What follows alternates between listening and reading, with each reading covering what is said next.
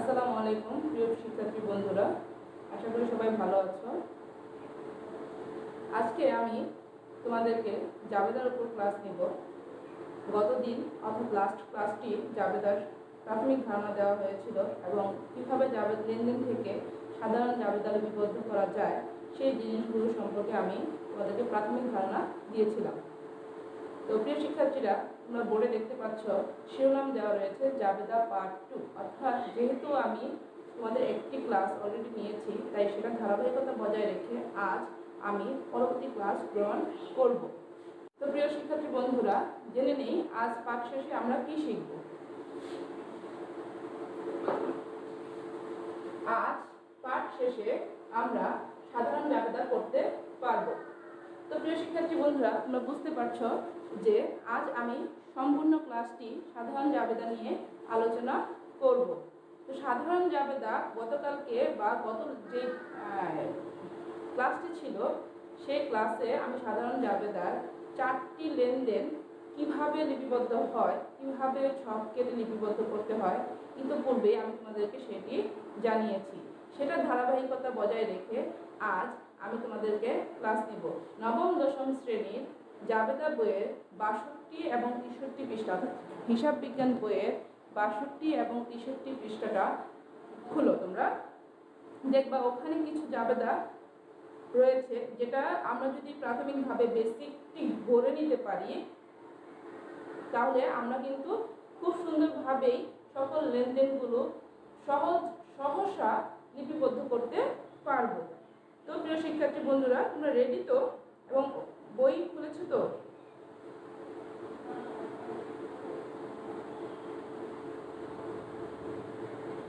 আচ্ছা প্রিয় শিক্ষার্থী বন্ধুরা, 63 পৃষ্ঠার ক, খ, গ, ঘ এই 4টি লেনদেন আমি ইতিপূর্বে তোমাদেরকে প্রথম জাবেদার পার্ট যে 1 ছিল সেখানে দেখিয়েছি।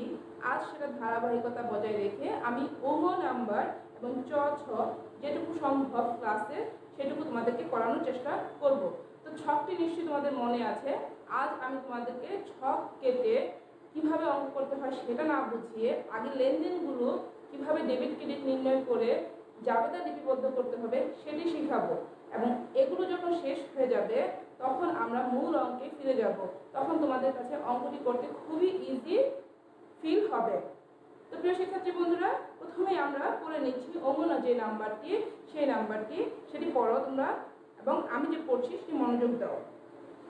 সম্পদ ক্রয় ও বিক্রয়ের ক্ষেত্রে নতুন পুরাতন ক্রয় বিক্রয় প্রভৃতি শব্দ ব্যবহার করা যাবে না। যেমন আসবাবপত্র ক্রয় হিসাব, পুরাতন যন্ত্রপাতি বিক্রয় হিসাব, নতুন অফিস সরঞ্জাম হিসাব প্রভৃতি নামে হিসাব খোলা যাবে না। অর্থাৎ প্রিয় শিক্ষার্থী বন্ধুরা কি বলেছে দেখো, যে কোনো সম্পদ যখন আমরা ক্রয় করব তখন কি করব না, ওই সম্পদের নামের আগে বা পরে ক্রয় এবং বিক্রয় কথাটি ব্যবহার করা যাবে না, পুরাতন এবং নতুন কথাটিও ব্যবহার করা যাবে না। একটু বোর্ডে খেয়াল করো প্রিয় শিক্ষার্থী বন্ধুরা, দেখো আমি কিভাবে তোমাদেরকে লেনদেনটি লিপিবদ্ধ করতে হবে সেটি বুঝিয়ে দিচ্ছি। একটু খেয়াল করো, লেখা রয়েছে পুরাতন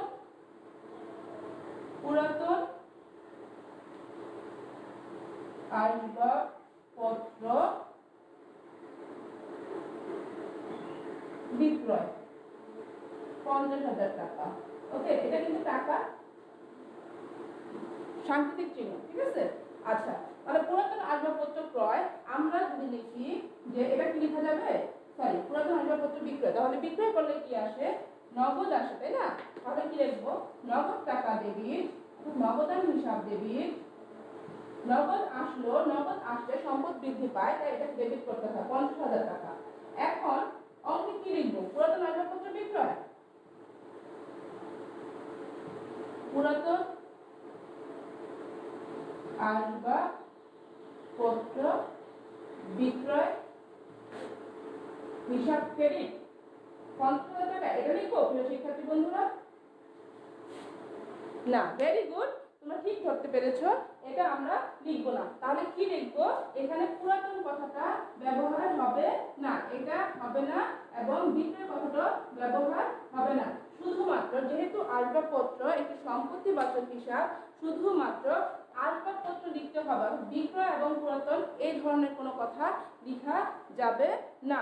অর্থাৎ এই দুটো জিনিস আমাদের কি করতে হবে, মুছে দিতে হবে। শুধু লিখতে হবে যে পুরাতন আসবাবপত্র, এটা লেখা যাবে না, বিক্রয় কথাটাও লেখা যাবে না। তাহলে কি লিখতে হবে, আসবাবপত্র হিসাব ক্রেডিট। কেন আসবাবপত্র হিসাব ক্রেডিট? কারণ আসবাবপত্র কি হলো, আমাদের আগে যে সম্পদ ছিল সেই সম্পদটা এখন আর নেই, চলে গেছে, তাই না? সম্পদ হ্রাস পেয়েছে, তো সম্পদ হ্রাস পেলে সম্পদ ক্রেডিট, নগদ সম্পদ হিসাব, নগদ ঘরে আসছে, নগদান হিসাব ডেবিট। এখন প্রিয় শিক্ষার্থীরা, এখানে যদি পুরাতন না লিখে নতুন লেখা থাকতো, নতুন আসবাবপত্র বিক্রয় না লিখে ক্রয় লেখা থাকতো, তাহলে তোমরা কি করতে?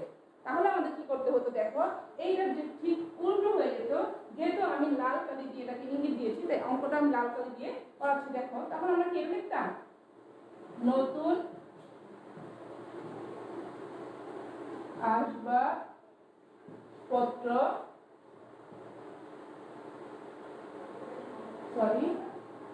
ক্রয় হিসাব ডেবিট, এটা লিখতাম। আর যেহেতু নগদে কিনেছি, নগদান হিসাব ক্রেডিট 50,000 টাকা। প্রিয় শিক্ষার্থী বন্ধুরা, এটা লিখতাম, এটা সঠিক না ভুল? ঠিক ধরেছ, এটা ভুল। তাহলে আমরা কি লিখতাম, দেখো এখানে নতুন বা পুরাতন কথা ব্যবহার করা যাবে না। তার মানে কি, নতুন আসবাবপত্র যেহেতু সম্পদ, যেহেতু আমরা আসবাবপত্র বিক্রয়কারী প্রতিষ্ঠান নয়, এটা আমার সম্পদ, ব্যবহার করার জন্য ক্রয় করা হয়েছে, তাই আমরা কি লিখবো, আসবাবপত্র ঘরে আসছে, আসবাবপত্র, শুধু আসবাবপত্র লিখবো, এটা লিখবো আসবাবপত্র হিসাব ডেবিট। নগদে কিনেছি, তাই নগদ চলে গেছে, নগদ চলে গেলে নগদকে ক্রেডিট করতে হয়, নগদান হিসাব ক্রেডিট। প্রিয় শিক্ষার্থী বন্ধুরা, আরেকটি জিনিস খেয়াল করো, এখানে যদি বলা হতো যে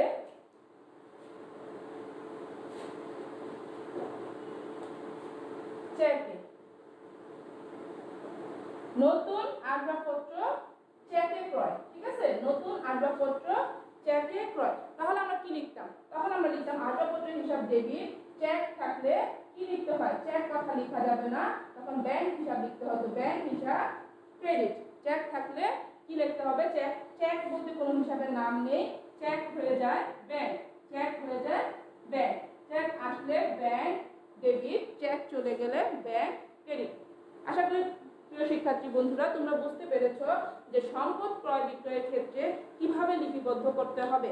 তবে প্রিয় শিক্ষার্থী বন্ধুরা, তোমাদের জানার সুবিধার্থে আমি জানিয়ে দিচ্ছি যে আসবাবপত্র বিক্রয়কারী প্রতিষ্ঠান যদি হয়, সেক্ষেত্রে কিন্তু এটা আসবাবপত্র লেখা যাবে না। অর্থাৎ সম্পদ অনেক, আমরা যেটা কিনি, অর্থাৎ আমরা যে সম্পদটা ব্যবহার করার জন্য কিনি, সেই সম্পদটা কেউ না কেউ কিন্তু বিক্রি করছে, তাই না? তাহলে আমরা যদি ওই সম্পদটা বিক্রয়কারী প্রতিষ্ঠান হই, তখন সেটা হয়ে যাবে আমার পণ্য, আর পণ্য মানে হচ্ছে হয় ক্রয় নয় বিক্রয়। প্রিয় শিক্ষার্থী বন্ধুরা, তোমরা বুঝতে পেরেছো নিশ্চয়ই? আচ্ছা প্রিয় শিক্ষার্থী, খেয়াল করো, সাধারণত আয় ও ব্যয়ের ক্ষেত্রে ব্যক্তি বা প্রতিষ্ঠানের নামে কখনোই কোনো হিসাব খোলা হবে না, যদিও ওই আয় অনাদায়ী এবং ব্যয় অপরিশোধিত থাকে। অর্থাৎ এই কথা দিয়ে কি বুঝিয়েছে প্রিয় শিক্ষার্থী, খেয়াল করো, অনেক সময় আমরা আয় এবং ব্যয়, অর্থাৎ আয় এবং ব্যয় বলতে এখানে বুঝিয়েছে ক্রয় এবং বিক্রয় ব্যতীত, ঠিক আছে, ক্রয় এবং বিক্রয় ব্যতীত যে সকল আয় ব্যয়গুলো রয়েছে, সেক্ষেত্রে কোনো ব্যক্তি বা প্রতিষ্ঠানের নামে কোনো হিসাব হবে না। অনেক সময় আয় অপরিশোধিত, আয় আমরা কি অনাদায়ী থাকতে পারে, আবার ব্যয় অপরিশোধিত থাকতে পারে, সেই সকল ক্ষেত্রে কি করা যাবে না, আমাদের কোনো ব্যক্তি বা প্রতিষ্ঠানের নামে কি করা যাবে না, হিসাবভুক্ত করা যাবে না। আমি একটি অঙ্কের মাধ্যমে তোমাদেরকে বুঝিয়ে দেওয়ার, লেনদেনের মাধ্যমে তোমাদেরকে বুঝিয়ে দেওয়ার চেষ্টা করছি। দেখো এখানে তোমাদের লেখা রয়েছে কর্মচারী জামিলকে বেতন প্রদান, কর্মচারী জামিলকে বেতন প্রদান, ওকে, 1000 টাকা। আচ্ছা, এটা যদি ধারে করতাম, যদি এইভাবে লিখতাম, দেখো কর্মচারী সুজনকে, আচ্ছা যা সুজন শব্দের জন্য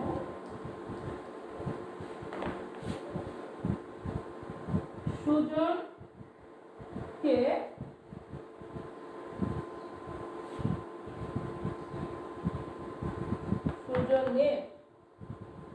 সুজনের বেতন বকেয়া রয়েছে, এভাবে লিখতে পারতাম, তাই না? রয়েছে 500 টাকা। ওকে, তাহলে কি কি জাবেদা হতো দেখো, খেয়াল করো। এখানে আমাদেরকে বলা হয়েছে যে আয় এবং ব্যয়ের ক্ষেত্রে কি কোনো ব্যক্তি বা প্রতিষ্ঠানের নাম লেখা যাবে না।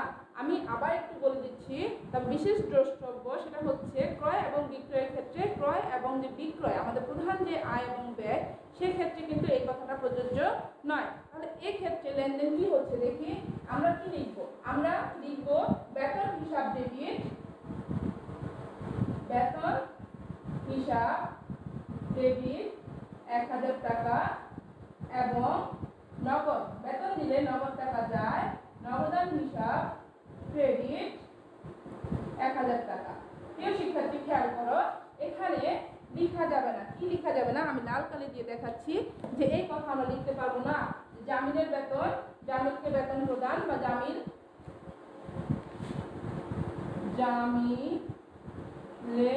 বেতন হিসাব লেখা যাবে না, এই কথাটা লেখা যাবে না, এটাই বোঝানো হয়েছে। এবং পরবর্তীতে দেখো কি বলা হয়েছে প্রিয় শিক্ষার্থী, এখানে বলা হয়েছে যে কর্মচারী সুজনের বেতন হিসাব বকেয়া রয়েছে। তাহলে আমরা কি লিখবো? এটা লিখবো যে বেতন হিসাব ডেবিট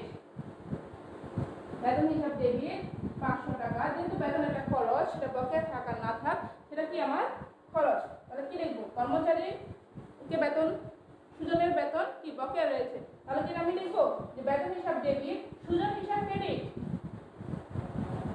সুজন হিসাব ক্রেডিট, ক্রেডিট শিক্ষার্থী এটা লিখবো। ঠিক ধরতে পেরেছো?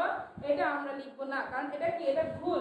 আমাদের প্রথমে শর্ত বলা রয়েছে যে বকেয়া বা অনাদায়ী বা কি প্রাপ্য কোনো আয় ব্যয় যদি কি হয়, কোনো ব্যক্তি বা প্রতিষ্ঠানের নাম উল্লেখ থাকলো সেখানে নাম উল্লেখ করা যাবে না। তাহলে আমরা কি লিখবো? বেতন হিসাব ডেবিট, এখানে লিখতে হবে বকেয়া বেতন ক্রেডিট, বকেয়া বেতন ক্রেডিট। বকেয়া বেতন ক্রেডিট কেন? বকেয়া বেতন আমরা টাকা এখনো দেইনি ওই ব্যক্তির কাছে, আমরা কি আছি, দায়বদ্ধ আছি যে সে আমার কাজ করে দিয়েছে, এখনো টাকা নেইনি। দায়বদ্ধ থাকা মানে কেউ আমার কাছে টাকা পায়, এটা আমার দায়। তাহলে এই জন্য দায় বৃদ্ধি পেলে কি করতে হয়? আমাদেরকে ক্রেডিট করতে হয়। তো প্রিয় শিক্ষার্থী, আশা করি এটা ক্লিয়ার হয়েছে। তারপর দেখো পরবর্তীতে আরেকটি উদাহরণ দিয়েছে, দেখো মনি স্টেশনারি হতে বাকিতে মণিহারি দ্রব্যাদি ক্রয়। এখন বাকিতে যে তুমি পণ্য, মণিহারি হিসাবে একটি ব্যয় হিসাব, কিন্তু তুমি এটা বাকিতে করেছো, সেক্ষেত্রে তুমি কি লিখবা? মনি স্টেশনারি হিসাব লিখবা না প্রিয় শিক্ষার্থী? সেটা লেখা যাবে না, মনি স্টেশনারি লেখা যাবে না। তাহলে আমাকে কি লিখতে হবে? লিখতে হবে যে মণিহারি হিসাব ডেবিট, যেহেতু বাকিতে হয়েছে তারা আমার কাছে টাকা পায়, বকেয়া মণিহারি হিসাব ক্রেডিট। প্রিয় শিক্ষার্থী খেয়াল করে, এটা তোমরা প্রায় ভুল করো, খেয়াল করো। ধরো আমরা লিখলাম, আচ্ছা এটাই দেখি, মনি স্টেশন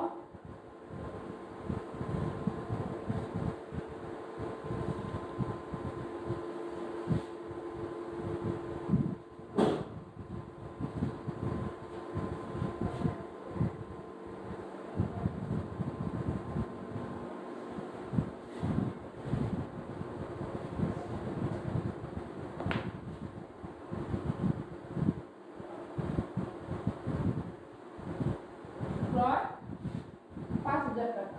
ওকে, এটা মনে করো আমরা পেয়েছি। এখন আমরা কি লিখবো? মনি স্টেশনারি হতে কি লিখবো? মণিহারি হিসাব ডেবিট। আচ্ছা, মণিহারি একটি খরচ, মণিহারি হিসাব ডেবিট লিখলাম আমরা।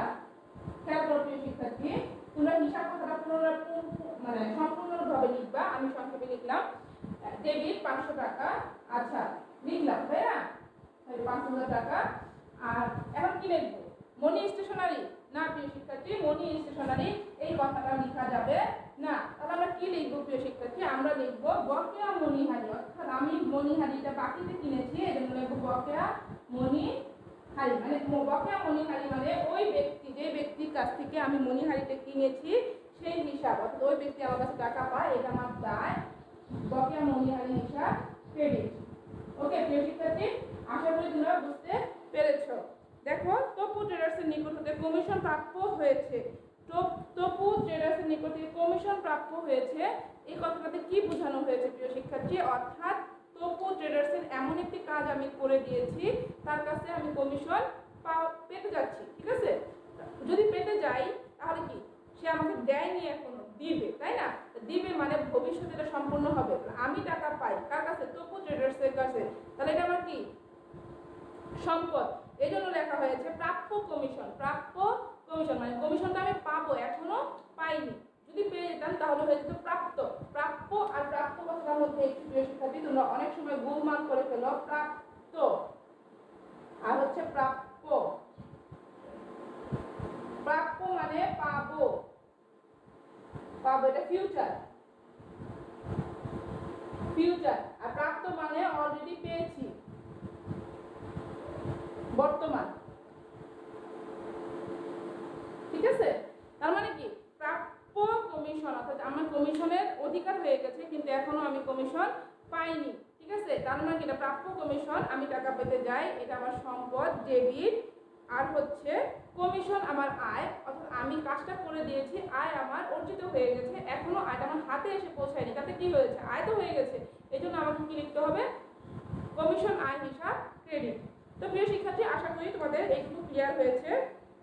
এখন দেখো, আমরা আগেই বলেছি যে প্রতিষ্ঠান এবং মালিক দুজন কিন্তু পুরো সম্পূর্ণ আলাদা ব্যক্তি। প্রতিষ্ঠান একটি আলাদা ব্যক্তি আর হচ্ছে মালিক একটা আলাদা ব্যক্তি। কিরকম ব্যক্তি? মালিক হচ্ছে রক্ত মাংস গড়া একজন প্রকৃত মানুষ, আর প্রতিষ্ঠান হচ্ছে মালিক দ্বারা সৃষ্ট একটি কৃত্রিম মানুষ, তাই না? তাহলে প্রতিষ্ঠান আর মালিকের হিসাবগুলো কিন্তু সম্পূর্ণ আলাদা। তাহলে এবার আমরা খেয়াল করি। দেখো, ব্যক্তি বা মালিকের নিয়ে যে লেনদেনগুলো আছে সেই লেনদেনগুলোতে যাব। ব্যক্তিগত বা ব্যবসায়ের প্রয়োজনে পণ্য ব্যবহার, বিজ্ঞাপনের জন্য পণ্য বিতরণ, পণ্য চুরি, পণ্য নষ্ট প্রভৃতি লেনদেনের ফলে পণ্যের পরিমাণ হ্রাস পায়, তাই এই সকলের ক্ষেত্রে ক্রয় হিসাবটি ক্রেডিট করতে হবে। আচ্ছা, প্রিয় শিক্ষার্থী খেয়াল করো, এখানে একটি কথা আছে ব্যক্তিগত, তাই না? আমি যে কথাটা তোমাদেরকে বললাম, ব্যক্তিগত বলতে কার ব্যক্তিগত বুঝি আমরা? মালিকের ব্যক্তিগত, তাই না? মালিক যখন ব্যবসা থেকে কোনো কিছু নেয় তার নাম কি হয়ে যায়? তোমরা কি জানো প্রিয় শিক্ষার্থী? ঠিক বলেছ, তোমরা সবাই জানো।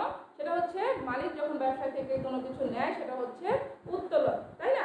তাহলে উত্তোলনটি হচ্ছে আমার মালিকের হিসাব, অর্থাৎ ব্যবসা থেকে মালিক নেয়, এটাকে বলা হয় উত্তোলন। তাহলে ব্যবসা থেকে যদি মালিক কোনো কিছু নেয় তাহলে মালিকের কাছে কি ব্যবসা পেতে যায় না? যেহেতু পেতে যায় তাহলে এটা কি আমার সম্পদও বলতে পারো, মালিকানা সত্ত্ব হ্রাসও বলতে পারো, তাই না? কিন্তু এটা প্রকৃতপক্ষে মালিকানা সত্ত্ব হ্রাস। কারণ হচ্ছে মালিক যে মূলধনটা দিয়েছে সেই মূলধন থেকেই তাকে বিয়োগ করা হয়, অর্থাৎ মালিকানা সত্ত্ব হ্রাস করে। মালিক আমাকে ধরো 1 লক্ষ টাকা দিয়েছে, সারা বছর 20,000 টাকা নিয়েছে, তাহলে কি তার মালিকানা সত্ত্বকে হ্রাস করলো। উত্তোলন একটি মালিকানা সত্ত্ব হ্রাস হিসাব, তাই না? আচ্ছা, তাহলে আমরা কি বলতে পারি? উত্তোলন যখন হবে, মালিক যখন ব্যবসা থেকে কোনো কিছু নিবে, সেটা যেই পারপাসেই নিয়ে সেটা হয়ে যাবে উত্তোলন। এবং কি নিয়েছে? পণ্য নিয়েছে না নগদ নিয়েছে না চেক নিয়েছে, কি নিয়েছে সেটার উপর ডিপেন্ড করে হবে ক্রেডিট হিসাবটি। ক্লিয়ার?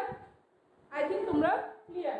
আচ্ছা, আমি তারপরে একটু বুঝিয়ে দিচ্ছি। দেখো, মালিক বলা হয়েছে যে মালিক যদি ব্যবসায়ের কাছ থেকে কিছু নেয় তাহলে সেটা হয়ে যাবে কি উত্তোলন, তাই না?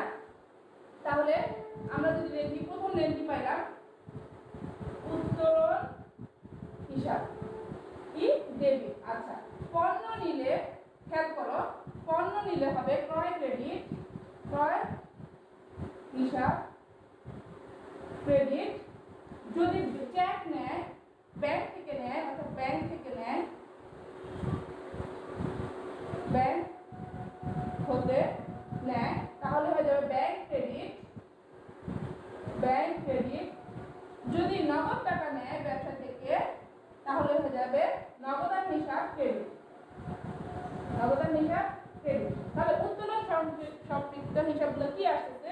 মালিক যাই নেয় ব্যবসা থেকে সেটা হয়ে যাবে উত্তোলন। যদি পণ্য নেয় তাহলে যাবে ক্রয় হিসাব ক্রেডিট, যদি ব্যাংক হতে নেয় তাহলে যাবে নগদ ব্যাংক হিসাব ক্রেডিট, যদি নগদ টাকা নেয় তাহলে যাবে নগদান হিসাব ক্রেডিট। এছাড়াও যেহেতু 9-10 আমরা এক মালিকানা ব্যবসা প্রতিষ্ঠান হিসাব করি, সেক্ষেত্রে আমাদের মালিক আরেকটা জিনিস নেয়, আর দুইটা জিনিস যায় ব্যবসা থেকে, বিশেষ করে দেখো জীবন বীমা। জীবন বীমা, জীবন বীমা কার? জীবন আছে যার, বীমাও তার, তাই না? তাহলে জীবন বীমাও নগদ হিসাব ক্রেডিট হবে। কেন? কারণ জীবন বীমা বলতে কোনো আসলে কিছু নাই, প্রকৃতপক্ষে টাকা দেওয়া হয় জীবন বীমা কোম্পানিকে, তাই নগদ উত্তোলন হিসাব ডেবিট, নগদ হিসাব ক্রেডিট। আরেকটি আছে আয় কর, আয় যার কর তার। তাহলে আয় যদি এক মালিকানা প্রতিষ্ঠান, আয় কার? মালিকের। তাহলে মালিকের যদি আয় হয়, করও মালিকই দিবে। তাহলে আমরা কি লিখবো প্রিয় শিক্ষার্থী? আয় করের ক্ষেত্রে লিখবো উত্তোলন হিসাব ডেবিট আর নগদান হিসাব ক্রেডিট। ক্লিয়ার? আচ্ছা, এরপরে লেখা রয়েছে দেখো যে ব্যবসায়ের পণ্য যদি বিক্রয় ব্যতীত অন্য কোনো ভাবে প্রতিষ্ঠান হতে চলে যায়, হ্যাঁ, বিক্রয় ব্যতীত অন্য কোনো ভাবে প্রতিষ্ঠান থেকে চলে যায়, তখন উক্ত হিসাবকে কি করতে হবে? উক্ত হিসাবের জন্য ক্রয়কে ক্রেডিট করতে হবে।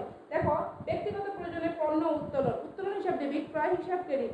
চুরি হয়েছে, চুরি হলে কি এটা ক্ষতি? তাহলে কি বিবিধ ক্ষতি হিসাব ডেবিট, ক্রয় হিসাব ক্রেডিট। অর্থাৎ পণ্য যেভাবেই চলে যাক, পণ্য যদি বিক্রয় ব্যতীত চলে যায়, তাহলে সেটাকে কি করতে হবে? সেটাকে ক্রেডিট করতে হবে। কি ক্রেডিট? ক্রয়কে ক্রেডিট করতে হবে। যেমন পণ্য বিতরণ, দেখো পণ্য বিতরণ 500 টাকা।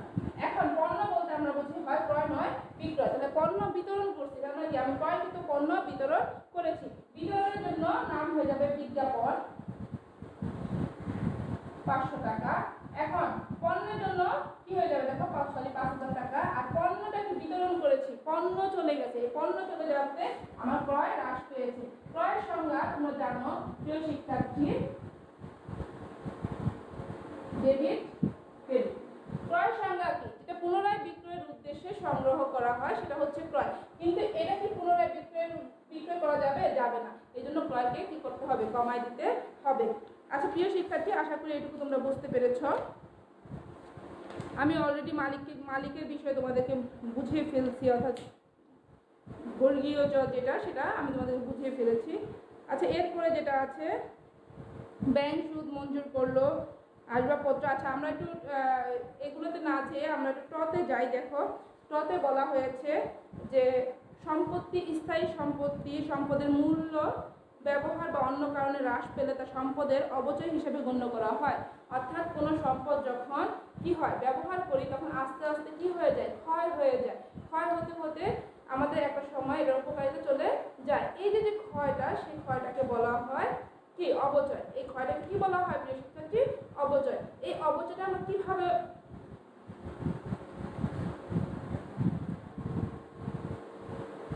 তো প্রিয় শিক্ষার্থী খেয়াল করো, এখানে কি লিখেছে? অবচয় হিসাব ডেবিট, পুঞ্জীভূত অবচয় ক্রেডিট। আসবাবপত্রের উপর অবচয় ধার্য করা হলো। পুঞ্জীভূত অবচয় কথাটা আসলে মানে কি? অর্থাৎ আমরা যখন আধুনিক যুগে এখন কি করি, একটা আসবাবপত্র ব্যবহার করছি, নিশ্চয়ই এই আধুনিকতা ছোঁয়ার পর যখন সময় চলে যাবে, পরবর্তীতে আমরা আরেকটি আসবাবপত্র কিনবো, তাই না? তাই এই আধুনিক যুগে হিসাব রক্ষকরা কি করছে, যে আসবাবপত্রের হিসাবটির জন্য যে খরচ হচ্ছে, অর্থাৎ আসবাবপত্র ব্যবহার করার জন্য যে খরচ হচ্ছে, সেই খরচটাকে একটি ফান্ড আকারে রেখে দিচ্ছে, যে যখন এই আসবাবপত্রটা নষ্ট হয়ে যাবে তবে যাতে পুনরায় তারা সেই আসবাবপত্রটি ক্রয় করতে পারে। পুঞ্জীভূত, আমরা বলি না পুঞ্জি করছে মানুষ, এটাকে বলা হয় কি? জমা রাখা, তাই না? তার মানে আসবাবপত্র অপচয়ের জন্য যে টাকাটা আমরা জমা রাখতেছি সেটা হচ্ছে পুঞ্জীভূত অপচয়। তাহলে অপচয় একটি খরচ হিসাব ডেবিট, এবং পুঞ্জীভূত অপচয় আমাদের ভবিষ্যতে এটা কি? আমার ফান্ড, মালিকের কাছে এটা মালিকানা সত্ত্ব এক হিসাবে, কারণ সমস্ত আয় হচ্ছে আয় দ্বারা সৃষ্ট। পুঞ্জীভূত অপচয় এটাও মালিকানা সত্ত্বই বলা যায়, ঠিক আছে? এটা হচ্ছে আমার কি? মালিকানা সত্ত্বকে বৃদ্ধি পাচ্ছে বা ভবিষ্যতের জন্য সঞ্চয় করা হচ্ছে, এটা হচ্ছে এক প্রকার আমার কি? দায়, ঠিক আছে? মালিকের কাছে দায়, হ্যাঁ, যে মালিকের আয়টা মালিককে না দিয়ে সেটা আমি রেখে দিচ্ছি, এটা মালিকের কাছে দায় বা ভবিষ্যতের জন্য তহবিল রাখা, ঠিক আছে? আচ্ছা, তাহলে প্রিয় শিক্ষার্থী দেখো পরবর্তীতে কি বলা হয়েছে।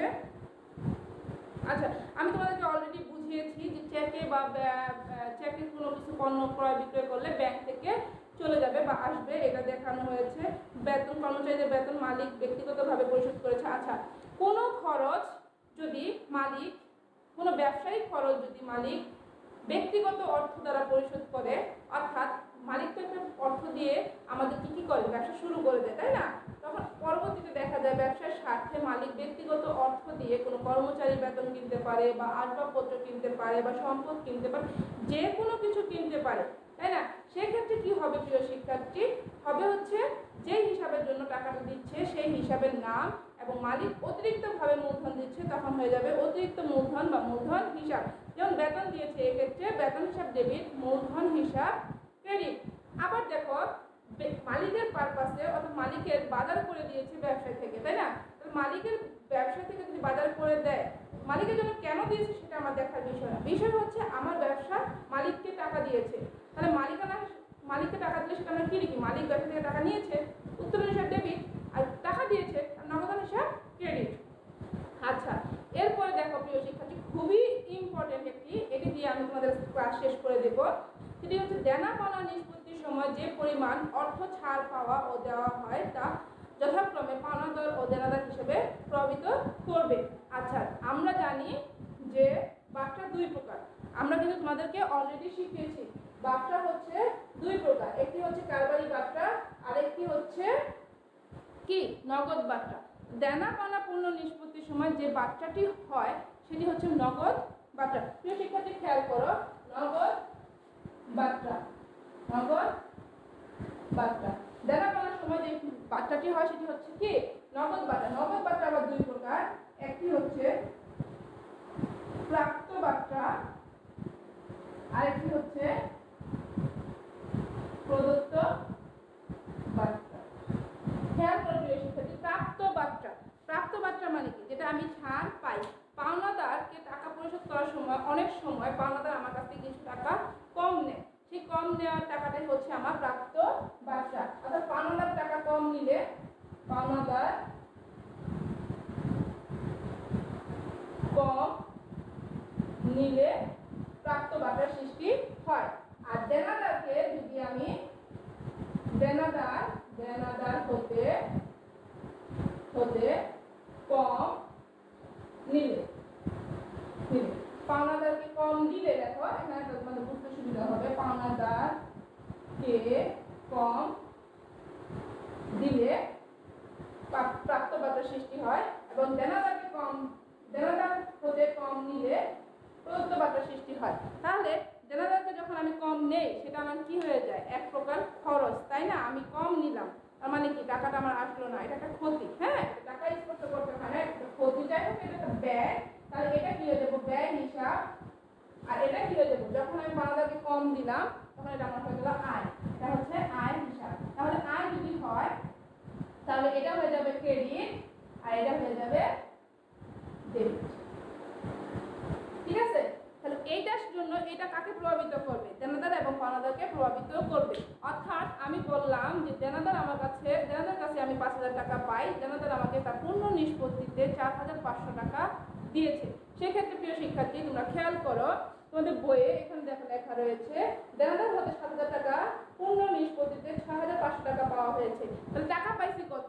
টাকা পাইছি হচ্ছে নগদান হিসাব ডেবিট 6,500 টাকা, এবং আমার প্রকৃত দেনাদার কত? প্রকৃত দেনাদার হচ্ছে 7,000 টাকা। তাকে 7,000 টাকাই কমাইতে হবে, কারণ তাকে তো আমি ক্ষমা করে দিয়েছি, তাকে তো 6,500 টাকা লেখা যাবে না, তাহলে 7,000 টাকা লিখেছি। ডেবিট ক্রেডিটের যোগফল সমান হবে, তো বাকি টাকাটা কিসের? বাকি টাকাটা হচ্ছে প্রিয় শিক্ষার্থী আমার প্রদত্ত বাট্টা, আমি বাট্টা প্রদান করেছি। ঠিক আছে, আমি তোমাদের একটি লেনদেন দেখিয়ে দিচ্ছি। দেখো, যেহেতু তোমাদের দেনাদারটা বুঝাই দিলাম, তাই আমি পাওনাদারটা দিয়ে বোর্ডে বুঝিয়ে দিচ্ছি। দেখো এখানে কি লিখেছে, তোমরা প্রশ্ন করো 10,000 টাকার পূর্ণ নিষ্পত্তিতে 9,000 টাকা প্রদান করা হলো। তাহলে 9,000 টাকা প্রদান করছি, কাকে প্রদান করছি? আমরা টাকা প্রদান করি পাওনাদারকে, তাই না? তাহলে পাওনাদার কি? পাওনাদার আগে ছিল 10,000 টাকা, পাওনাদার হিসাব ডেবিট। পাওনাদার যখন আমার মূলত ছিল তখন ছিল ক্রেডিট, এখন পাওনাদারকে কমাতে হলে পাওনাদারকে করতে হবে ডেবিট। পাওনাদার পেতো কত? পেতো হচ্ছে 10,000 টাকা, পূর্ণ টাকাটাই আমাকে লিখতে হবে। কত? 10,000 টাকা। আচ্ছা, এখন দিলাম কত? দেখো তো প্রিয় শিক্ষার্থী, দিলাম কত? নগদান হিসাব। আমি পাওনাদারকে দিলাম কত? কত দিয়েছি বলো?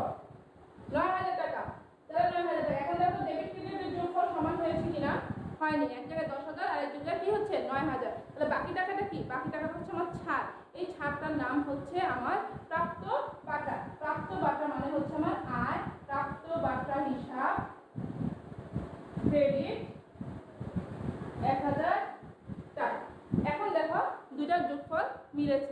এটা তোমাকে অবশ্যই হিসাবভুক্ত করতে হবে। এটা যদি হিসাবভুক্ত না করো তাহলে কিন্তু মারামারি লেগে যাবে। তার মানে কি, এটা হিসাবভুক্ত করতে হবে, বাধ্যতামূলক। নগদ বার্তা হিসাবভুক্ত করতেই হবে, কিন্তু কারবারি বার্তা হিসাবভুক্ত করলেও চলে, না করলেও চলে। তো প্রিয় শিক্ষার্থী, আজ এই পর্যন্তই। আশা করি তোমরা সবাই আজকে ক্লাসটি খুব ভালোভাবে উপলব্ধি করতে পেরেছ, অর্থাৎ বুঝতে পেরেছ। তো আজ আর নয়, আজ এখানেই আমি ক্লাস শেষ করব। সবাই ভালো থাকো, সুস্থ থাকো, এই কামনা করি। আর ক্লাসটি যদি তোমাদের ভালো লেগে থাকে তাহলে তোমরা অবশ্যই আমার চ্যানেলটি সাবস্ক্রাইব করে দেবে। ওকে।